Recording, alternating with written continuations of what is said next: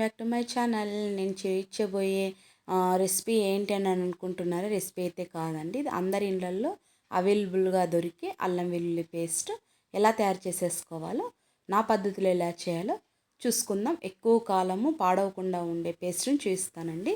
నేను ఇక్కడ 200 గ్రాముల వెల్లుల్లి, 200 గ్రాముల అల్లం తీసుకుంటున్నాను.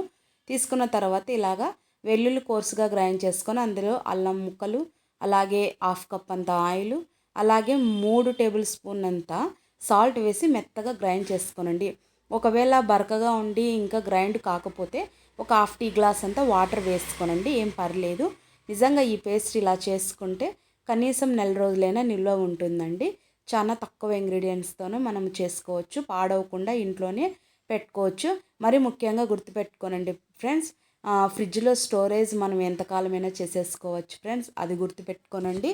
మరి మీరు ట్రై చేస్తారా నా పద్ధతిలో? ఖచ్చితంగా అంటే మీకు నచ్చుతుంది.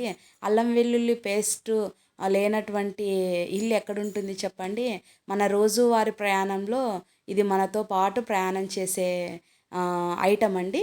నిజంగా ఈ పేస్ట్ను మనము తక్కువ ఇంగ్రీడియంట్స్తో చేసేసుకోవచ్చు. చాలా హైజీనిక్ అయితే ఇంట్లో అయినా ప్రిపేర్ చేయొచ్చండి.